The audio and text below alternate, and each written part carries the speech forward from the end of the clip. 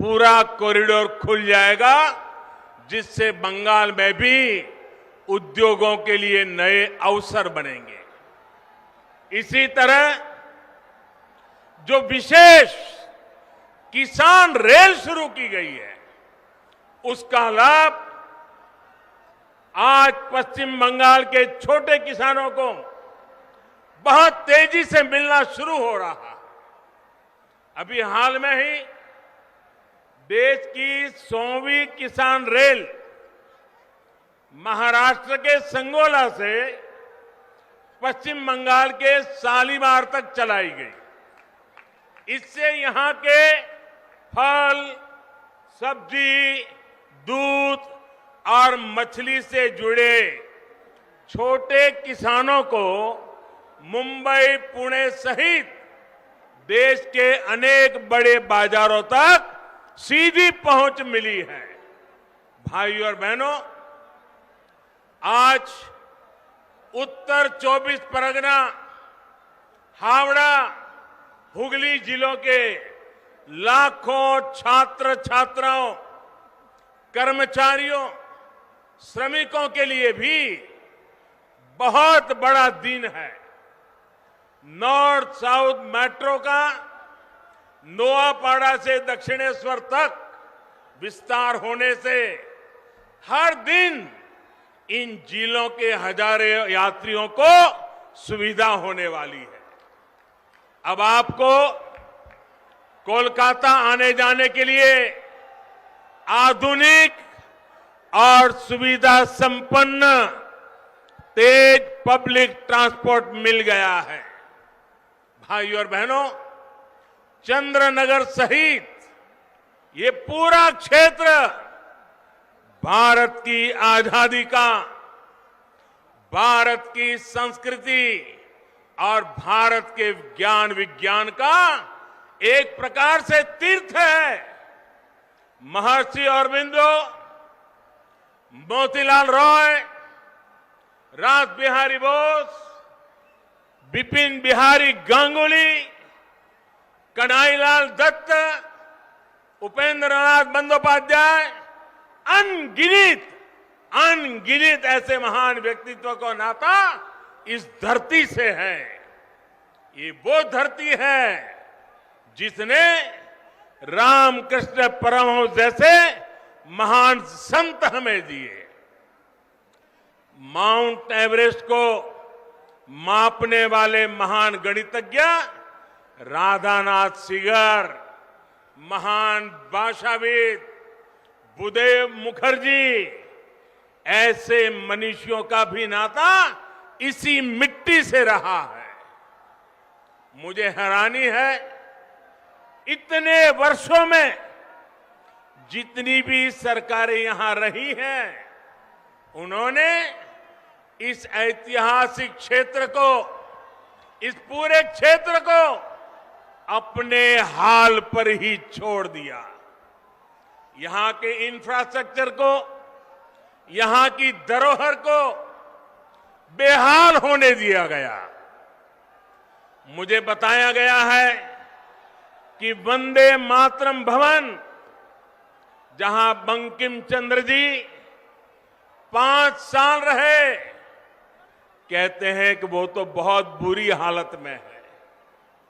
ये वो भवन है जहां उन्होंने वंदे मातरम की रचना को लेकर मंथन किया। वो वंदे मातरम जिसने आजादी की लड़ाई में नए प्राण फूके, हमारे क्रांतिवानों को नई ताकत दी, मातृभूमि को सुजलाम सुफलाम बनाने के लिए हर देशवासी को प्रेरित किया। वंदे मातरम सिर्फ इन 2 शब्दों ने गुलामी की निराशा में जी रहे देश को नई चेतना से भर दिया था। ऐसे अमर गान की रचना करने वाले के स्थान को न संभाल पाना बंगाल के गौरव के साथ बहुत बड़ा अन्याय है। और इस अन्याय के पीछे बहुत बड़ी राजनीति भी है। ये वो राजनीति है जो देशभक्ति के बजाय वोट बैंक, सबका विकास के बजाय तुष्टीकरण को बल देती है। आज यही राजनीति बंगाल में लोगों को मां दुर्गा की पूजा से रोकती है, उनके विसर्जन से रोकती है। बंगाल के लोग वोट बैंक की राजनीति के लिए अपनी संस्कृति का अपमान करने वाले ऐसे लोगों को कभी माफ नहीं करेंगे। आज मैं बंगाल के लोगों को ये विश्वास दिलाता हूं, जब बंगाल में भाजपा की सरकार बनेगी तो हर बंगालवासी अपनी संस्कृति का गौरवगान पूरी ताकत और हिम्मत के साथ कर सकेगा। कोई उसे डरा नहीं पाएगा, कोई आपको दबा नहीं पाएगा। भाजपा उस सोनार बांग्ला के निर्माण के लिए एक काम करेगी जिसमें यहां का इतिहास, यहां की संस्कृति दिनों दिन और मजबूत होगी।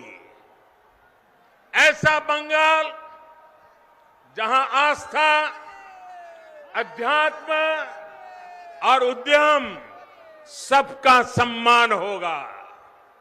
ऐसा बंगाल जहां विकास सभी का होगा, तुष्टीकरण किसी का नहीं होगा। ऐसा बंगाल जो टोलाबाजी से मुक्त होगा, रोजगार और स्वरोजगार से युक्त होगा। भाइयों और बहनों, आजादी से पहले बंगाल देश के अन्य राज्यों से बहुत आगे था, लेकिन जिन लोगों ने बंगाल पर राज किया, उन्होंने बंगाल को आज इस हालत में पहुंचा दिया। मां, माटी, मानुष की बात करने वाले लोग बंगाल के विकास के सामने दीवार बनकर के खड़े हो गए हैं। केंद्र सरकार किसानों और गरीबों के हक का पैसा सीधा उनके बैंक खाते में जमा करती है, जबकि बंगाल सरकार की योजनाओं का पैसा टीएमसी के टोलाबाजों की सहमति के बिना गरीब तक पहुंच ही नहीं पाता। यही वजह है कि गांव-गांव में टीएमसी के नेताओं की शान और शौकत बढ़ती जा रही है और सामान्य परिवार गरीब से गरीब होता जा रहा है।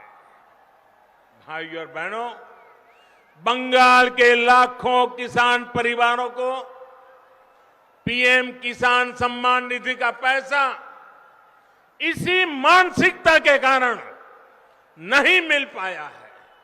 उनके हक को यहां की सरकार में बैठे हुए लोगों ने छीन लिया है।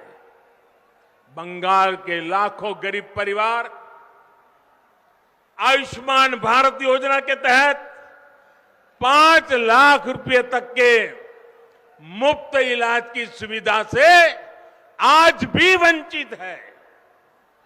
गरीब को सुविधा मिले, इन प्रयासों को कैसे यहां रोका जाता है, इसका एक और उदाहरण मैं आज बंगाल की धरती पर आपको देता हूं। देश के गांवों में हर घर तक पाइप से पानी पहुंचाने के लिए जल जीवन मिशन चल रहा है। प्रयास यह है कि हमारी बहनों, हमारी माताओं, हमारी बेटियों को पानी लाने में अपना समय और अपना श्रम न लगाना पड़े। प्रयास यह है